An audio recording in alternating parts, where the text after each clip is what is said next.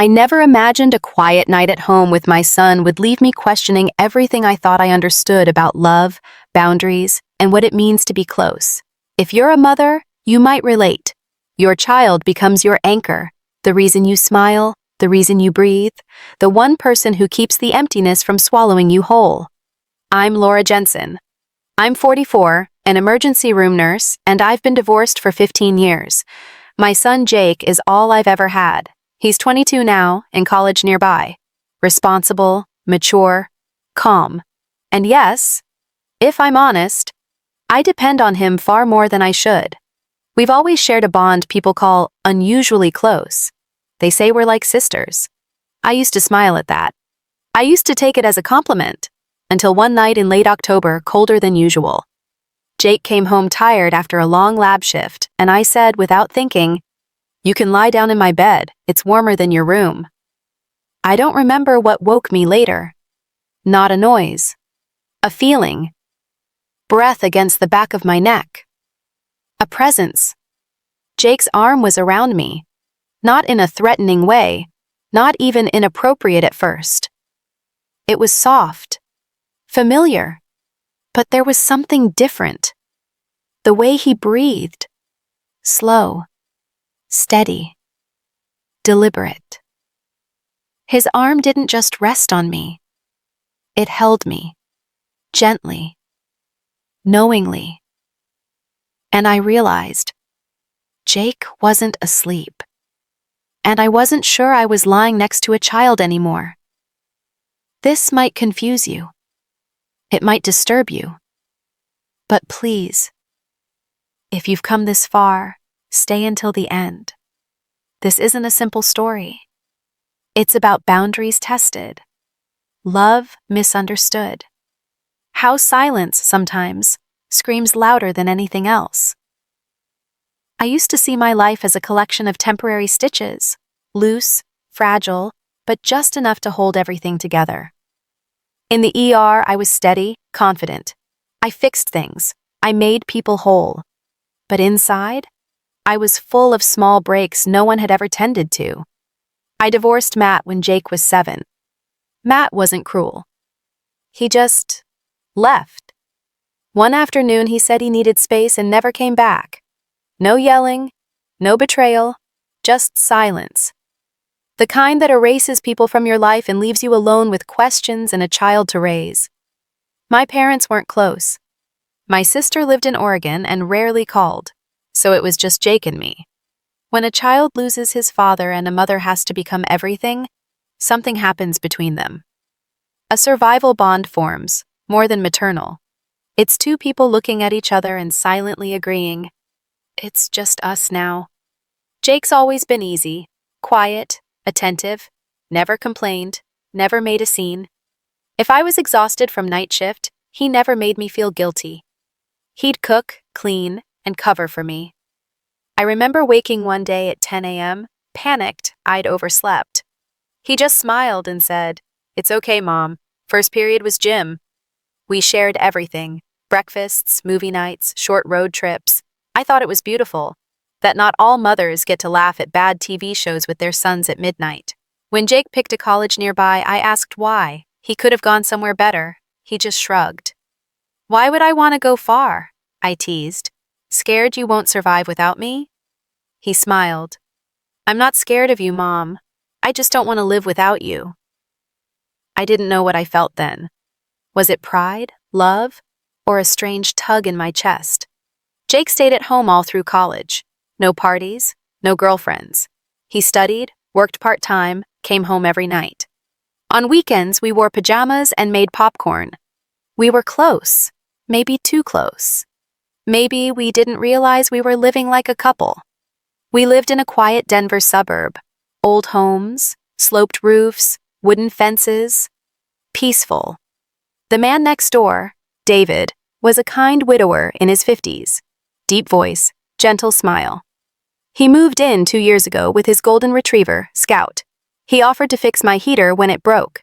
Texted during storms, "You two okay?" Sometimes he brought over coffee when I sat on the porch. There was no flirting, no dating, just occasional conversation. But it wasn't nothing Sometimes the three of us, David, Jake, and I, had dinner together. Jake was always polite but distant. His eyes had a watchfulness to them, like he was assessing something or someone. I once asked, "Do you like David?" "Fine," Jake said. One word, cold. I brushed it off until a winter evening when David came to fix the heater again. Jake sat silently at the kitchen table, scrolling his phone. But something shifted the moment David stepped inside. The air felt thicker. As I handed David a towel, he leaned in and murmured, "Jake doesn't like me." I laughed. "He's just quiet." David gave a small nod, but his glance down the hallway made me uneasy. After that, I started noticing Jake's gaze whenever David was around. Not anger, not jealousy, something deeper, possessive. When David sat beside me, Jake would move closer, subtly shift his chair. His hand would find my shoulder, not forcefully, just enough that David would see it. Once after David left, I asked, "What are you doing?" Jake shrugged. "You don't need help from strangers." I tried to laugh it off, but something inside me shifted. That evening began like any other fall night, the air crisp, Scout barking lazily, then falling asleep. Jake came in from work, shoulders slouched with fatigue. "Did you eat?" I asked. "Half a sandwich. The rest's in my car," he said, dropping his bag. "I just need to lie down. Head's pounding." His room was always cold. "Use my bed," I offered. "It's warmer." He nodded, quiet. That same soft smile I'd known since he was a boy. He lay down slowly, and I followed, covering him with a thick blanket. The room was dim, only the desk lamp on. I sat beside him, back against the headboard, scrolling through messages. Eventually, I must have dozed off. Maybe it was the warmth. Maybe the rhythm of Jake's breathing, steady like a lullaby. Maybe I needed comfort too. I woke not to a sound, but to a presence, a soft breath behind me, an arm draped around my waist. Not firm, not urgent, just there. I didn't panic. I remembered how, when he was little, he used to crawl into bed with me during storms. I'd say, "Just lie here with me." And he would, arms tight around my waist, small and afraid. But now, his breathing was too measured, too aware. Jake wasn't asleep. I lay still, my mind still half dreaming, until the truth grew clearer. This wasn't innocent comfort. There was weight in the air, silence pressing down like gravity. "Aren't you asleep?" I whispered. Pause. Then Jake's voice, low, near my ear. "Just a little longer like this. It makes me feel better." I froze, tried to breathe normally, tried to remind myself this was still Jake, my son. But my heart started pounding, not from fear, but from not knowing. What exactly was happening? His arms were still soft, still respectful, but also careful, like he was holding something he couldn't afford to lose. I didn't move. I couldn't. Part of me wanted to say, "Jake, go back to your room." But my throat had dried up, and all I could do was listen to the heater's hum and the ticking clock. Then, Jake shifted. Closer. I felt the warmth of his body behind me. His breath grazed my neck. Not an accident. I didn't turn around, not because I was scared of Jake, but because I was scared of what I might see. If the look on his face wasn't that of a boy, but of a man trying not to cross a line, then everything would change. Then I heard him whisper, "Mom, are you okay?" I nodded, just nodded. The question lingered like a blade through quiet water. His hand squeezed, soft but intentional. No longer unconscious. It meant something. I wanted to ask, "Why are you doing this?" But the words got stuck, so I said the only thing I could. Light, as if nothing had changed. "Just take a break," I said, my voice sounding like someone else. Jake didn't respond, but he didn't move. His hand was still on my arm. His thumb began to move a small, gentle stroke across the outside of my hand, as if it were a habit, as if we'd done this many times before. I didn't pull my hand away. not because I wanted to, but because I didn't know when the right thing started to mix with the dangerous. With each passing minute, I felt myself drifting further away from my role as a mother. It felt like I was being slowly swallowed by some nameless emotion, one that if I dared to name it, would burn in my chest. I tried to stare at the ceiling, tried to listen to the wind outside, trying to find something that could pull me back to reality, but everything was so far away. And then Jake whispered again. Have you ever felt something so right that it couldn't possibly be wrong? The question made my heart stop for a moment. I could feel the truth in every word. Jake didn't say it out of curiosity. He said it because he believed it, because he felt it. I still hadn't responded. When Jake continued, his voice almost choked. I don't have anyone else. You know that you've been all I've ever had. That sentence, a precise cut to the deepest part of me because it was true. Cruelly. True. I was the one who had unconsciously created that dependency. I was the one who had allowed this relationship to grow without barriers. I was the one who had felt at peace when Jake refused to move out, and now I was paying the price for it, not by scolding, not by doing wrong, but by feeling out of sync, the kind that blurs the lines. I turned around slowly, trying not to break things. Jake was looking at me, not sleepy, not innocent, the eyes of someone who longs for something they don't even know. Why? I stared at him for a long time. Then I said softly, Jake, you should go to your room. Not angry, not trembling, just a gentle but firm invitation to leave. Jake didn't move for a few seconds. Then finally he pulled his hand away, got up from the bed, didn't say anything, just glanced at me again, and I swear there was hurt, mixed with regret in his eyes. The door closed behind him as gently as if it had never been opened. I lay there staring at the ceiling. My heart was pounding like it was going to rip out of my chest. I didn't cry, no shaking, but I knew something inside me had been awakened and it wouldn't go back to sleep easily. The next morning, I woke up earlier than usual, not because of work or an early shift, but because I couldn't sleep. In fact, I wasn't sure if I had slept at all. After Jake left the room last night, everything after the door closed was a blur, as if I had been drifting in a half-awake, half-dreaming state for hours. I walked down to the kitchen and started making coffee. My hand shook slightly as I opened the jar of powder, not because of the cold, but because the memory of Jake's breath of that embrace was still there. The smell of coffee filled the kitchen, a long-standing habit, a way for me to regain the normal rhythm of life. But today, even the smell of coffee couldn't fill the void in my chest. Footsteps echoed from the stairs.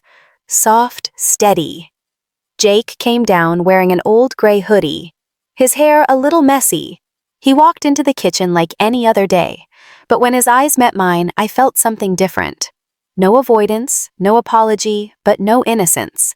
Just silence, the kind of silence that knew what was going on and was waiting to see how I would react. Good morning, I said first, trying to keep my voice casual. Hi, Mom, Jake said and sat down at the table. The coffee smells so good, I placed the cup in front of him. My hand accidentally brushed his as I handed it over, and in that moment, like a telegraph, I pulled my hand back faster than usual. Jake looked at me a little surprised, but said nothing. He raised the cup to drink, his eyes still on me. Did you sleep well? I asked, still trying to play it cool. Fine. The answer was short, but after a pause, he added, What about Mom? I chuckled, a little trouble sleeping. Jake nodded, not asking any more questions, but I knew he understood why, and that understanding hung in the kitchen between the coffee fumes and the dim light of early morning. We ate breakfast in silence.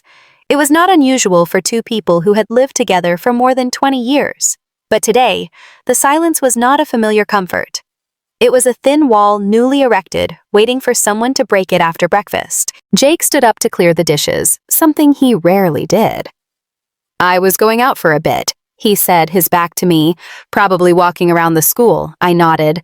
No problem, just go and relax. Jake looked back at me as if he wanted to say something, then stopped. He just picked up the keys, put on his coat, and left the house when the door closed. I let out a breath. My chest felt like it had been unstrung. I sat back at the table, my eyes on the chair he had been sitting in last night. Should not have happened. Nothing was blatantly wrong. No one had crossed any boundaries. No words had been said that were out of line.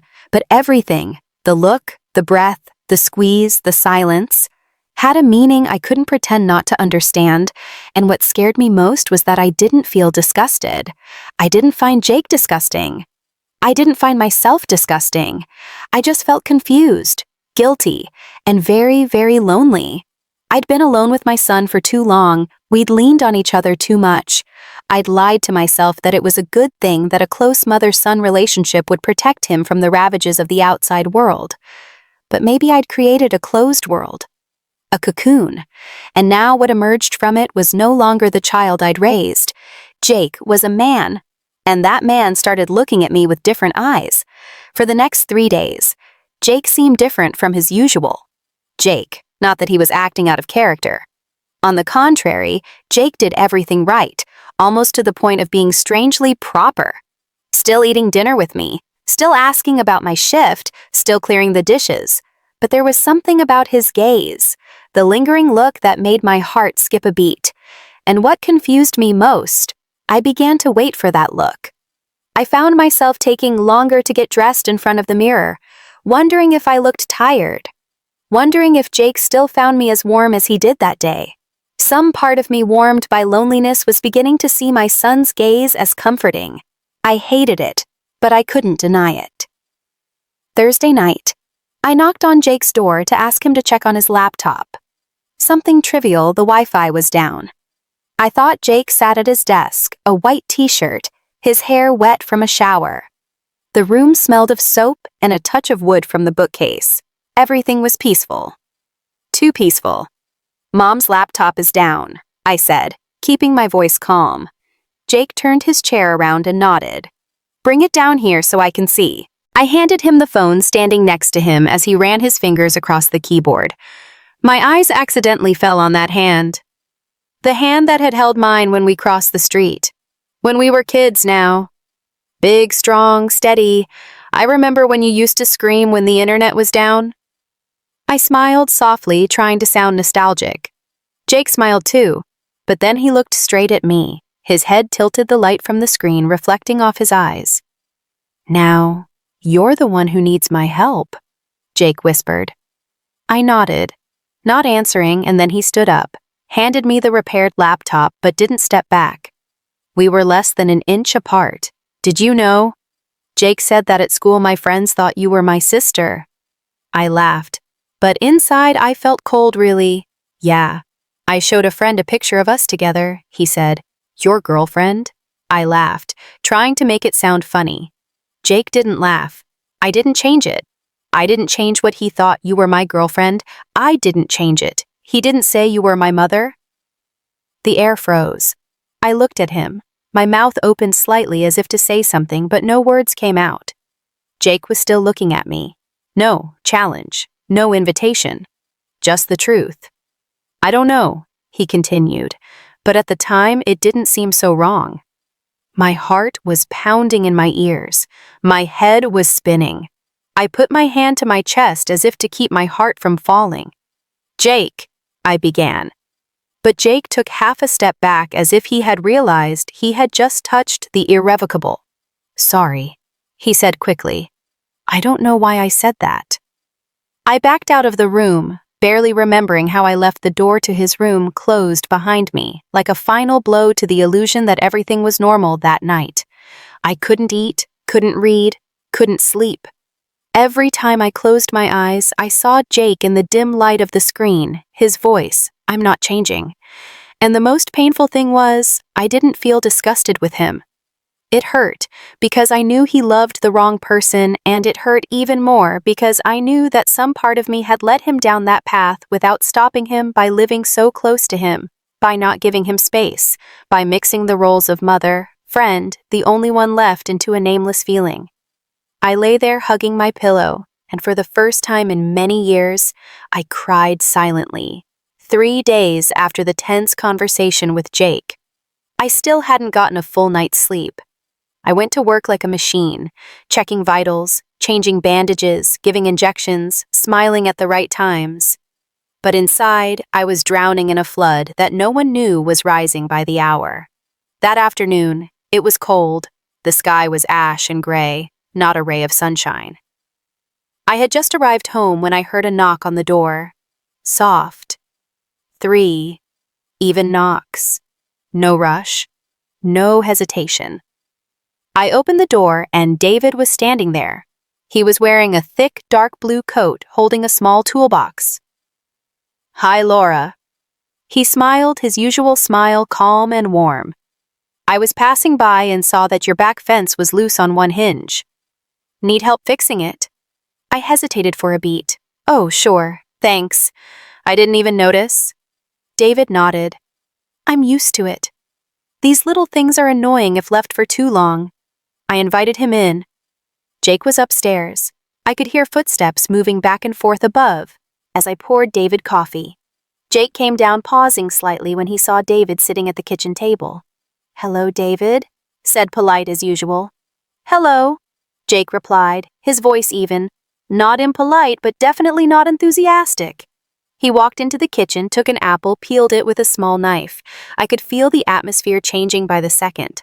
Not tense like a fight was about to break out, but heavy like a storm was brewing. "Are you still working at the library?" David asked, as a courtesy. Jake nodded. "Still night shift?" "Not many customers," I interjected, trying to lighten the mood. Jake usually comes home late one day. I overslept, wondering if he was home yet. Overslept. "That's weird." David laughed, turning to me. "You're a careful person." Jake straightened, took a bite of apple. Chewed slowly. His eyes flicked to David's face and then back to me. "I'm going upstairs," Jake said, and without waiting for a response, he walked away. His footsteps light but steady, disappearing through the door of the bedroom. Upstairs, the silence was deafening. David took a sip of coffee, put down the cup, and said without looking at me, "Laura, are you okay?" The question was simple, gentle, but I felt my throat tighten. "Why do you ask?" I said. Forcing a smile, David shrugged. "Because you haven't looked your usual self for the past few weeks, and neither has Jake." I paused. "What do you mean?" David put his hand on the toolbox, turning the screwdriver in a feinted, busy manner. "Laura? I'm not a meddlesome person, you know that. But I've lived with you for 10 years. I've seen the way you two live close, sharing even closer than my wife and I were." I was about to interrupt, but he raised his hand as if asking permission to continue. "And that's not wrong.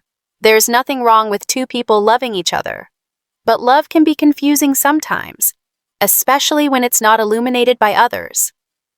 I looked at him for a long time in the confusion. I could only say one sentence. "You think Jake and I—" David didn't answer right away. He just looked at me, not accusing, not prying, but like a mirror. I didn't want to see. "I don't think anything," he said softly. I saw a boy who looked at his mother, the way I used to see a man look at a woman he loved, and I saw a mother who was tired of trying to keep things looking the way they were. I said nothing. I couldn't. David stood up, picked up the toolbox. "The back fence probably needs new hinges. I'll bring another one over tomorrow." I nodded. Everything in my head was like static in the radio as he walked to the door. He stopped, turned around, and said one last thing. "Laura, you don't have to answer, but if there is something you're afraid of, it won't go away. It'll just change shape." The door closed behind David. I sat down in the chair, my palms cold for the first time. I realized we weren't just the two of us anymore. Someone else had seen suspect, and they don't need confessions. Just details, looks, distances. The truth unspoken is seeping through every crack in this house, and I don't know how much time I have before it spills out. I don't know if David said anything to Jake that night, but Jake changed that night. He didn't look at me like he used to. He didn't touch me lightly on the shoulder as he passed the kitchen. He didn't invite me to watch a movie with him like he did every week. Jake was silent, but the silence wasn't peaceful. It was the silence of a storm waiting to erupt on Saturday night. I had just finished making my hot cocoa when I heard Jake's footsteps coming down the stairs.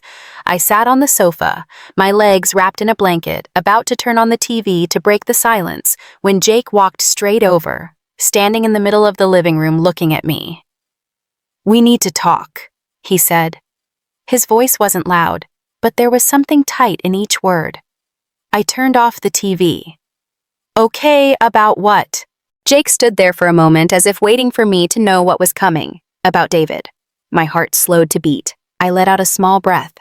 "Jake, if you're thinking I saw the way he looked at you," he interrupted, "and I saw the way you smiled when he came to the house. You've never smiled at me like that, even though I've lived with you all my life." I put down my glass, trying to keep my voice steady. "Jake, are you jealous?" "Yes," Jake said, so quickly that it took me by surprise. "I am, and I don't want to hide it anymore." I swallowed every muscle in my body, tightened. "Jake, you're my son," I said, holding my voice like a handbrake. "What you're feeling is wrong. I don't blame you, but we can't go along with it." Jake laughed, a dry, strangled laugh. "Wrong you think I want to feel this way?" His voice cracked. "You were the first person I loved. You taught me about affection, care, loyalty. You were everything to me. If that was wrong, then I've been wrong all my life." I jumped up from the sofa, stepping back as if the words were a knife. "Jake, I'm lost. The love between us, it's not what you think. It's a deviation, a lack of distance.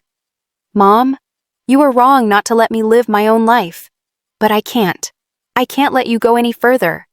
Jake took a step forward. His face was tense as if he was about to cry, but he held back. "Do you know, every time David walks in, I just want to scream. I see you change. Softer, softer. Were you ever that gentle with me?" I looked at Jake deeply, and in that moment I didn't see a child. I saw a man, lonely, desperate, and trapped in an emotion with no way out. "I need to be free." "Jake," I said, my voice was hoarse arrow. "I need to get away from you as soon as possible." "No!" Jake almost screamed. "I don't need to get away from you. I just need you to see me not as a son, as a person who loves." I froze, and for a moment my own heart betrayed me, because I understood. I understood why Jake said that, because I had also at least once wished someone would see me as a woman, not just a mother, but I was an adult. I was a mother, and I couldn't let my emotions decide what was right or wrong. The room was filled with a painful silence. Not the silence of waiting, but the emptiness that follows an explosion. Jake looked at me. His eyes were watery, not angry, not pleading like someone who had lost everything, even the right to be sad. "I'm sorry," Jake said, his voice low. "It's not because I feel this way. It's because I know you'll never feel the same way." I trembled. Tears welled up in my eyes, even though I tried to hold them back. "I don't understand." I shook my head. "It's not that you don't love me. It's that you love me too much. Too much to hurt me again." Jake paused. Then he turned away. He took a deep breath as if trying to drown out something that had just risen. "Don't worry," he said, turning toward the stairs. "I'll be out for a while." "Jake, I didn't do anything wrong," Jake interrupted, not turning around. "I just don't want to be in a house where every time I look into your eyes I see only regret." I didn't run after him. I didn't call back. I just stood there letting his footsteps echo against the wooden floor like a blow to my heart. The door closed behind him. I stood still for a long time. Then I sat down on the same chair where Jake had stood across from me just a few minutes ago. I picked up the cup of cocoa, still warm, and put it to my lips, but I couldn't drink it. Everything was stuck in my throat. My throat was dry. My heart was empty, as if I had just walked out of my own life. I didn't know where Jake was going. I didn't know how long he would stay. But I did know one thing from today on. I was no longer the mother I had been, not because I lost Jake, but because I let something between us cross a line that should never have been crossed, not with actions, with emotions. And sometimes emotions are the most destructive. 3 days after Jake left home, I began to hear whispers in the hospital hallway. Not loud, not clear, just a few sidelong glances, a nod without explanation, a half-sentence swallowed as I entered the duty room. At first, I thought it was my imagination. I was so tired, my mind still filled with Jake, the empty room where he had slept. But by noon on Tuesday, I knew it was no longer my imagination. I was getting coffee when a young nurse named Marissa 26, ponytailed razor-sharp eyes came over, took some sugar, and said in a low voice, "Laura, I met your son at the hospital once, right?" I turned, smiling politely. "Yeah, Jake came to pick you up a few times." Marissa stirred her coffee slowly, her eyes never leaving my hand. "I thought he was your boyfriend. You two looked so close, and Jake looked so grown up." My hand stopped on the lid of the milk powder jar. My smile faltered. I tried to smile softly, but my lips were as dry as glue. "No, Jake is your son. People often mistake him because he looked so mature." Marissa nodded, but her eyes weren't trusting. They were, "Oh, really?" eyes.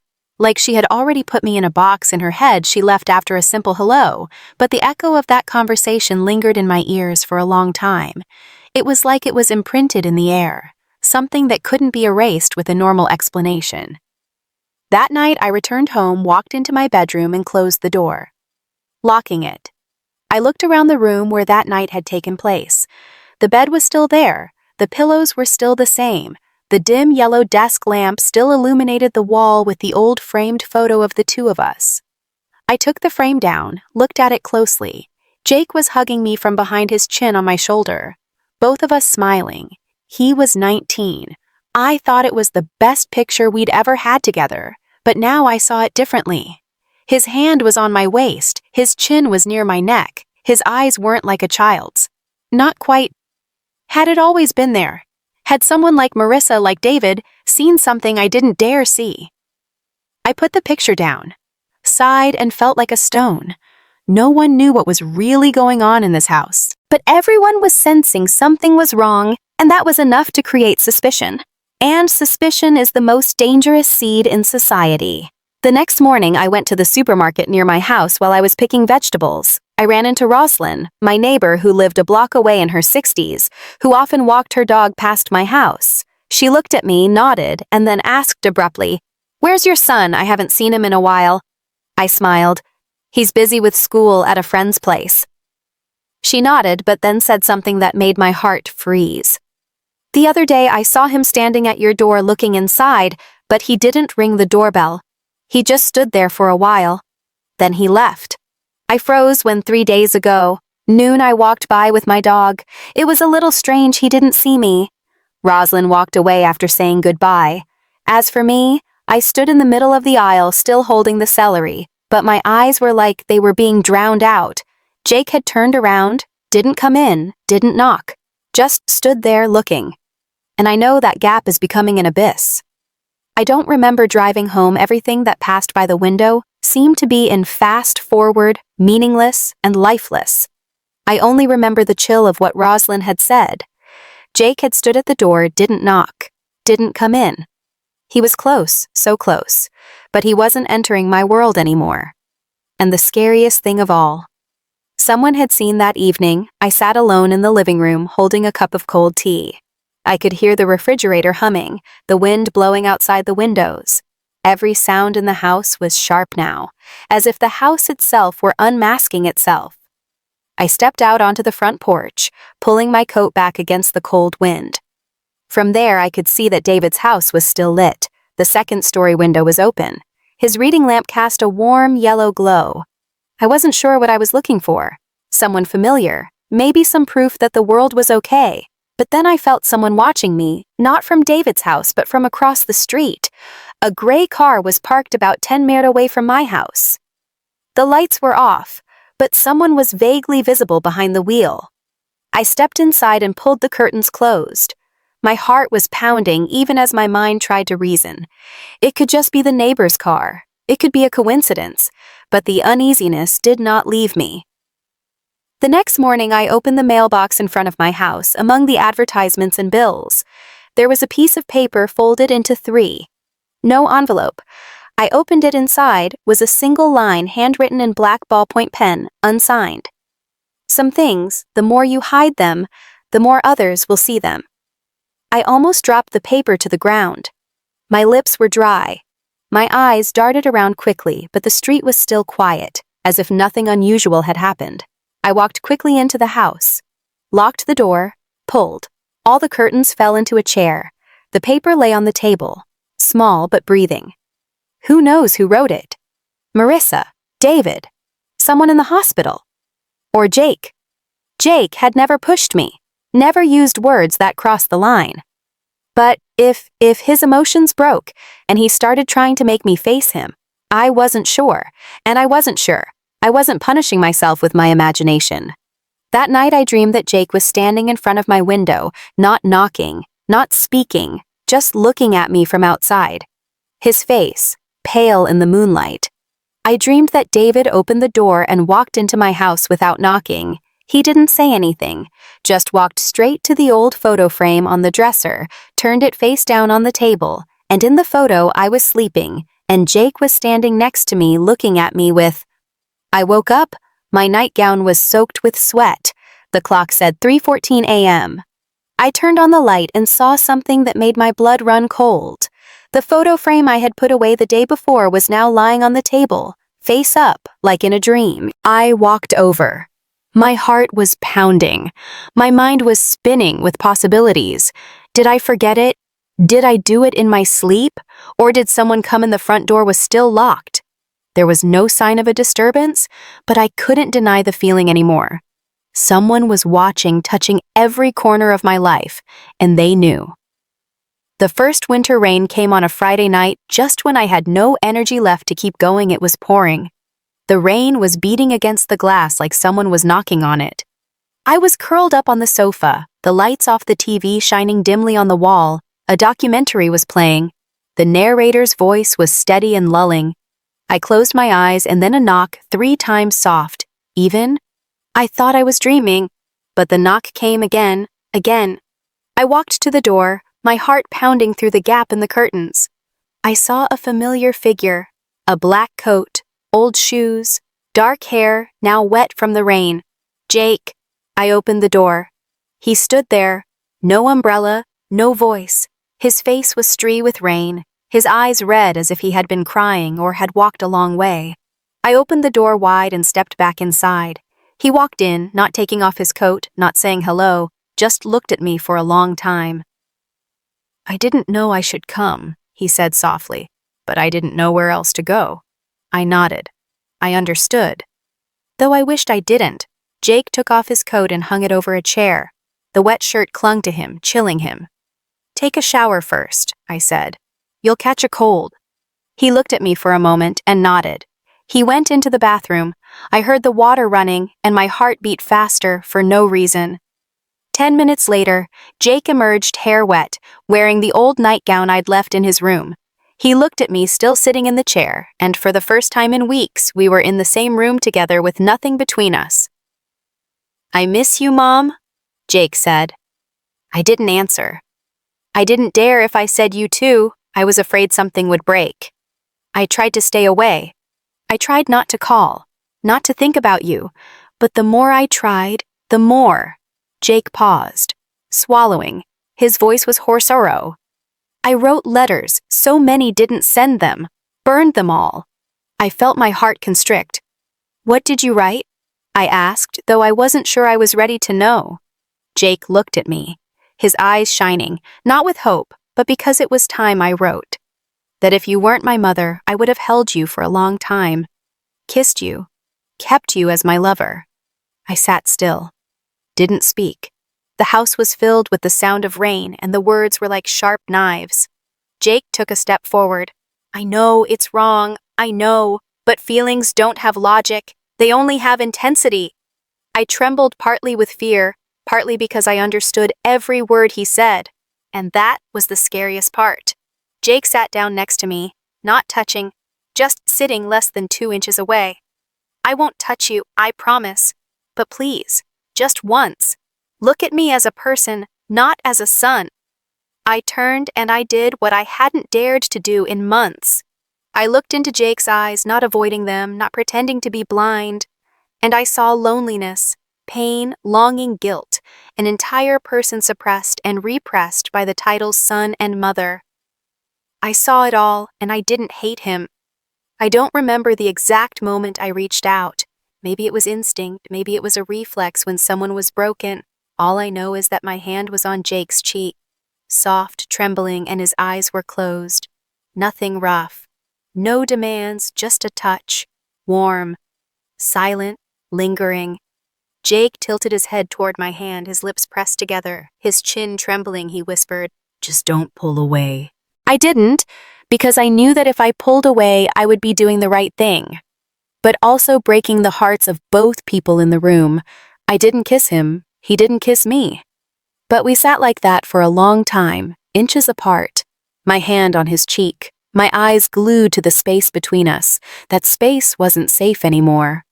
Jake gently took my wrist, not pulling, not pressing, just holding a gesture so light, but the point of no return. I let go. Jake opened his eyes and looked at me, and I saw in his eyes something that was no longer motherly love.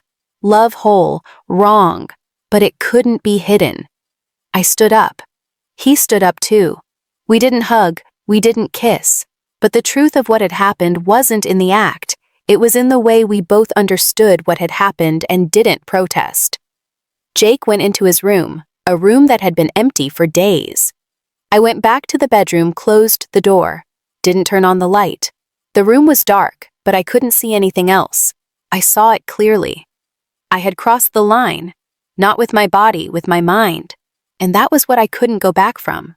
I sat down on the bed, hugging my pillow, eyes wide in the darkness. I didn't cry. I wasn't afraid. I just lost Laura before. No one can know what happened tonight. No one can blame me. No one can point to me and say you're wrong, but I know I'm wrong, and I'm not sure I want to make it right. The next morning was clear and cold, no rain, no storm, but the house still echoed with the unnamed. I woke early. I made coffee. My hands no longer shook, but neither did I feel them. Every movement was precise, clean, precise, as if my body were doing the work. For my mind. Jake came down the stairs just as I put the cup on the table. He was wearing a gray sweater. His hair was slightly tousled. His face no longer showing the panic of the night before. He sat down facing me. We looked at each other in silence, as if waiting for the other to say the first thing, but knowing full well that whatever was said would be a cut. I was the first to speak. "You should go for a while." Jake nodded immediately. "No." "Why no?" Reproach, just a nod. That was the last thing I expected, and the most heartbreaking. "I'll find a place to stay," Jake said. "There are some empty rooms at school." I wanted to ask, "Do you have money?" I wanted to say, "Eat carefully." I wanted to say, "Call me when you need me," but it all sounded so fake, like the things a good mother would say, but that good mother had not been me since last night. I just nodded. Jake looked at me for a long time in that look. There were probably 1,000 unspoken words, but he chose only one. "I'm sorry." I shook my head. "I'm sorry too, for what?" Jake asked. I took a deep breath, for letting me grow up in a world without enough other people, just you. Jake smiled softly, sadly. "You were my world. That's the danger." Silence fell again. I stood up and went upstairs. "Take an envelope from the drawer. Put it on the table. There's some money in here, enough for a few weeks. If you need more, let me know." Jake doesn't touch the envelope. He just looks at it like he's looking at a stranger. "How long are we not going to talk?" He asks, his voice betraying emotion for the first time. "Until I can look at you without you loving me the way I need you to." Jake closes his eyes, purses his lips, and nods for the third time this morning. The nod is as heavy as the end of a chapter. He packs up quickly. Just a few clothes, laptop, phone, no picture frames, no books. I know, because I peeked through the door when he entered his old room before he leaves the house. Jake turns to look at me. "One last time. Will you be okay?" he asks. I nod and me. Jake smiles faintly. "Not sure, but at least I'll try to live like a normal person." I open the door for him. No hugs, no touches. We parted like two people who had loved each other and knew that if we were any closer, nothing would be saved. The door closed behind Jake. I locked it, didn't turn on the light, didn't sit down. I stood for a long time in the hallway where my son's footsteps had echoed, where peaceful days had been. Now it was just a hallway, empty, silent, and no one walked past. I went back to my room, took the mirror off the wall, turned it over. There was a line Jake had written on my birthday, when he was 16. I will always be by your side. Mom, even when you grow old, even when I grow up, we are two people in a small world. I sat down holding the mirror to my chest, my palms clenched, my eyes widened. Not a single tear fell, because I know when two people are too close. In a small world, one of them has to step out or both of them sink. 3 weeks had passed since Jake left. I live like a shadow. Go to work. Come home. Silence. Repeat. No one asked anything more. No one mentioned Jake. The house was eerily quiet, as if his absence had become the new normal. I didn't call Jake, and he didn't contact me. I didn't know where he was, what he was eating. If he was sick several times, I stood in front of the phone, almost finished typing, "Are you okay?" and then deleted it, not out of pride, but because I was afraid that if he said no, I wouldn't be able to control myself on Saturday afternoon. As I was folding laundry, the phone rang unknown number. I didn't mean to answer, but my intuition told me, and it was true. A woman's voice, urgent, mingled with the sound of a car horn. "You're Jake Thomas's mother. Right? I'm a nurse from Northview Hospital. We need you here right away." I left the house as if on a run on the road. I drove faster than ever, my palms sweating. A series of scenarios raced through my head. Accident, suicide beating all leading to one terrible question. If this is the last time will I get to say I love you? When I got there, Jake was stable. I was taken into the waiting room. A doctor came out, a young, clean-cut man with a professional look. He said, "He's severely dehydrated, severely depleted from stress and malnutrition. He's probably been in a state of incontinence for a few days." I didn't understand. "What do you mean?" "He was found in a small motel in the west of the city. A staff member found him unconscious in his room with 3 packs of uncooked instant noodles and a bunch of notes on the table." I was stunned. Notes. The doctor looked at me for a long time. Then he slowly replied, "There are some sheets with your name on them and a few lines of emotion, all urgent and tormenting. I don't know if he's writing a letter or thinking about something." When I entered Jake's room, my heart was pounding so hard I couldn't hear anything but my own breathing. He was lying there with an IV, eyes closed, thinner, paler. And in an instant, Jake was no longer the man trying to prove something. He was the child I had once put to sleep. I sat down by the bed. I put my hand on his. He didn't open his eyes, but his fingers squeezed gently, as if he recognized me. I burst into tears without a sound. Just silent tears flowing through my hands. No excuses, no right or wrong. Just a mother who knows no matter what her child is falling apart and needs her.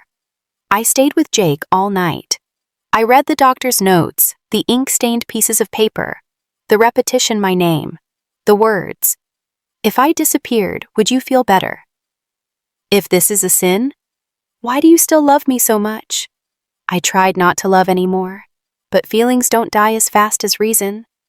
I held my forehead. The world spun. I knew better than ever. I couldn't leave him. But if I kept going like this, I would lose myself. The next morning when Jake woke up, his eyes met mine for a moment, then he burst into tears.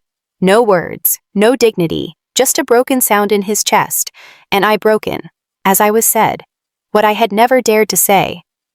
"I will help you, but not by being there like I used to. You need therapy. I will go with you from a distance.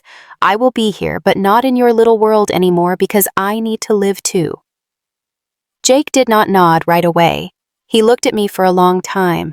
Then he whispered, "I accept, as long as you still call me Jake." A month after the hospital incident, Jake moved into the school dormitory. I didn't visit him every day. Instead, I sent him a small package each week, book supplements, some of his favorite foods, and in each package I put a handwritten note. Mom's not here, but she's not gone. Jake didn't respond to the notes, but I knew he read them because on the last call he said, "I still keep every single one, even if it hurts a little." I smiled. He smiled back for the first time in months. Our conversation was seamless. I went back to work, but I wasn't the same person. I started taking early morning walks just to breathe. I started private therapy with a therapist named Clarice, who didn't ask me anything from the first session, just saying, "When you're ready, I'll be here." It wasn't until the third session that I managed to say, "I'm not sure I'm a good mother. I'm not sure I'm the right woman." Clarice smiled softly without judgment. "You don't have to choose between the two. You just have to be honest with yourself and take responsibility." That was the first step in learning to look at myself without hating myself. Jake started private therapy with a student support group. He didn't tell me much about the content, but he texted me once today. I realized love doesn't always have to be nurtured. Sometimes, loving someone is learning not to own them. I saved that message, read it over and understood. He was growing up for the first time. Not inside my mother's arms, but outside of it. One late afternoon, I was cleaning out my bookshelf and found an old notebook where I'd written short notes to Jake when he was a baby. The last page was a line I wrote when Jake was in 7th grade, when he was bullied for being too attached to Mom. "If the world sees you as different, I will be the first to protect you and the last to force you to grow up." I put down my pen, adding below the line, "But now I know. If I keep protecting you, you will never learn how to stand up after falling that night." Jake texted me a selfie, him standing in his new room with the words, "I don't have much, but there is light in the morning. That's enough to start over." I stared at the photo for a long time in the sunlight. Jake's face, though still tinged with sadness, was less rigid. His eyes were bright, no longer abysmal. I texted back, "Start over, but don't erase everything, because what was wrong is also what made you become someone who is learning to do right. I don't know what the future holds for us. There may be more quiet days, more unfinished conversations. But one thing I know for sure, we didn't choose the wrong person to love, we just chose the wrong way to keep him. And if maturity is learning to love without getting hurt, then I think finally we've both begun to truly love." I sat in the park near the hospital. The same bench that Jake and I had sat on many times. In front of me was a small lake gently rippling, reflecting the late afternoon sun. No background music, no inner dialogue, just me. Present, breathing evenly and no longer running away. I had lost many things. Lost the image of a perfect mother. Lost the belief that love, if pure, would always be true. Lost the illusion that I could keep someone with just love. But I had also kept something more important. I still had myself, even if it was not whole, even if it had many cracks. But true. My story did not have a sweet ending. There was no, "Everything is okay."